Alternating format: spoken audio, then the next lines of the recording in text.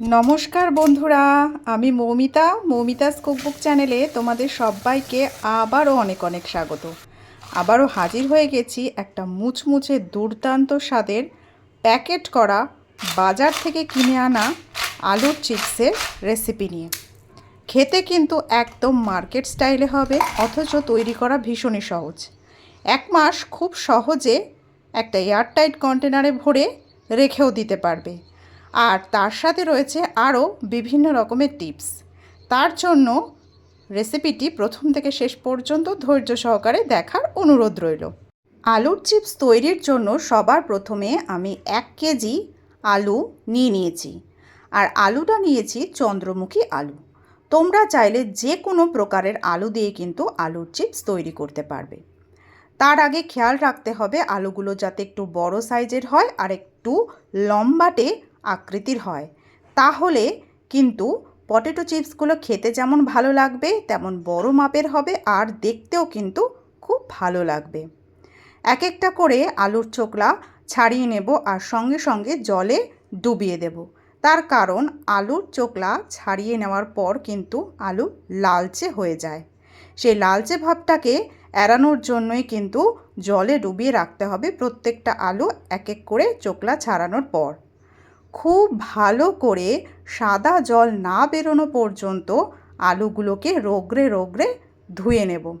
আলুর মধ্যে যে একটা স্টার্চ থাকে, সেই স্টার্চটা ধুয়ে প্রথমে দূর করতে হবে। এবারে আরও একটু পরিষ্কার জল বাটিতে নিয়েছি আর নিয়েছি একটা পোট্যাটো স্লাইসার। বাজার থেকে যে লেজের প্যাকেট কিনে খাই তার মধ্যে যে আলুর চিপসগুলো থাকে সেগুলো কিন্তু এরকম খাঁজ কাটাই হয়ে থাকে। তো বন্ধুরা, আমি এবারে একটা আলু নিয়ে নেব আর আলুটাকে এভাবে লম্বালম্বি করে ধরে স্লাইসারের মধ্যে ঠিক ওপর থেকে নিচ পর্যন্ত ঠিক এরকমভাবে আপস অ্যান্ড ডাউন করে স্লাইস করে নেব। দেখিয়ে দিচ্ছি একটা চিপস নিয়ে, দেখো কি সুন্দর খাঁজ কাটা হয়েছে। ঠিক এই প্রসেসটাই ফলো করে সমস্ত আলুগুলোকে চিপসের আকারে স্লাইস করে নেব। খেয়াল রাখতে হবে কাজটি খুব সাবধানে করতে হবে, হাত কিন্তু কেটে যেতে পারে। প্রত্যেকটা আলু স্লাইস করে কেটে নেওয়ার পর পরিষ্কার জলে ভালো করে আবারও সাদা জল না বেরোনো পর্যন্ত ধুয়ে নেব। আলুর মধ্যে থেকে যে স্টার্চ টাইপের সাদা মাঠটা থাকে সেটা কিন্তু ভালো করে ধুয়ে দূর করতে হবে। দেখো সাদা জলটা বেরিয়ে গেছে, তার মানে স্লাইস করা আলুগুলো খুব ভালো করে আমাদের ধোয়া হয়ে গেছে। এবার একটা ছাঁকনি নিয়েছি আর ছাঁকনির মধ্যে আলুগুলোকে পুরো তুলে নেব আর 30 মিনিট থেকে 1 ঘন্টা পর্যন্ত জলটা ঝরানোর জন্য এভাবে রেখে দেব। 30 মিনিট এভাবে রেখে দেওয়ার পর নিয়েছি একটা থালার মধ্যে 2টো করে টিস্যু পেপার পেতে। এই প্রসেসটা কিন্তু তোমরা কিচেন টাওয়ালের মধ্যেও কিন্তু করতে পারো। এইভাবে থালার মধ্যে স্লাইস করা পটেটোগুলোকে ছড়িয়ে দেব একে একে। এই কাজটি করতে একটু বোরিং লাগে ঠিকই, কিন্তু তবু রোদে দেওয়ার ঝামেলা ছাড়া যেহেতু আমরা আজ আলুর চিপস তৈরি করব, এই প্রসেসটা কিন্তু ফলো করা মাস্ট। মোট 5টা থালায় আলুর স্লাইস টুকরোগুলো এভাবে ছড়িয়ে ভালো করে শুকিয়ে নেব। আগেই বলে দিলাম তোমরা এই প্রসেসটা কিন্তু কিচেন টাওয়ালেও করতে পারো, মানে কিচেন টাওয়ালের মধ্যে স্লাইস করা আলুগুলোকে সুন্দর করে বিছিয়ে দিতে পারো। একবার ড্রাই করা হয়ে গেছে, তারপর ওই থালার থেকে তুলে আবারও কিচেন স্ল্যাবের মধ্যে সুন্দর করে আমি টিস্যু পেপারগুলো পেতে দিয়েছিলাম। আর যে এক্সেস জলটা আছে একদম সোক হয়ে যাবে, এটাকে এয়ার ড্রাই করে নেব 20 থেকে 25 মিনিটের জন্য। এয়ার ড্রাই করে নেওয়ার পর একটা টিস্যু পেপারকে 4 ভাগে এভাবে ভাঁজ করে নিয়েছি। ভাঁজ করে ভালো করে এভাবে ড্যাব করে মুছে নিয়েছি, তাহলে কিন্তু আলুর চিপসের স্লাইসগুলোর মধ্যে কিন্তু কোনো রকম জল রইল না। একটা স্লাইস তুলে দেখিয়ে দিচ্ছি, দেখো হাত দিয়ে চেপে, কোনো কিন্তু ময়েশ্চার নেই। পটেটোসগুলো একদম ভালো করে শুকনো করে নিয়েছি। গ্যাসটা অন করে দিলাম আর বসিয়ে দিলাম একটা কড়াইয়ের মধ্যে নেচার পিওরের রাইস ব্র্যান অয়েল পরিমাণ মতো ঢেলে দিলাম। আর তেলটাকে ফ্লেম হাইতে করে ভালো করে গরম করে নেব। আর ভাজার আগে ফ্লেমটাকে লোতে করে কিন্তু আলুগুলো দিতে হবে ভাজার জন্য। তা না হলে পটেটো চিপসগুলো খুব তাড়াতাড়ি কালার চলে আসবে, তাড়াতাড়ি ভাজা হয়ে যাবে, আর পরে কিন্তু খাবার সময় খুব শিগগিরই শুটো হয়ে যাবে।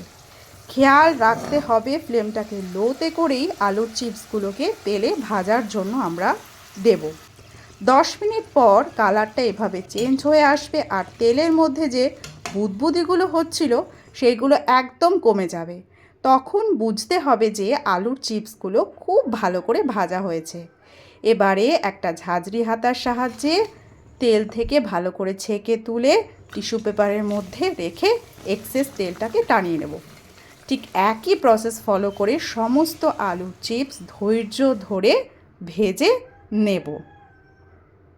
বাজারের থেকে যে আমরা আলুর চিপস কিনে খাই, ঠিক এই প্রসেস ফলো করলে তোমরা ওই বাজারের মতোই খেতে আলুর চিপস কিন্তু ঘরে খুব সহজে তৈরি করে নিতে পারবে। এবার একটা মশলা তৈরি করা তোমাদের দেখিয়ে দিচ্ছি।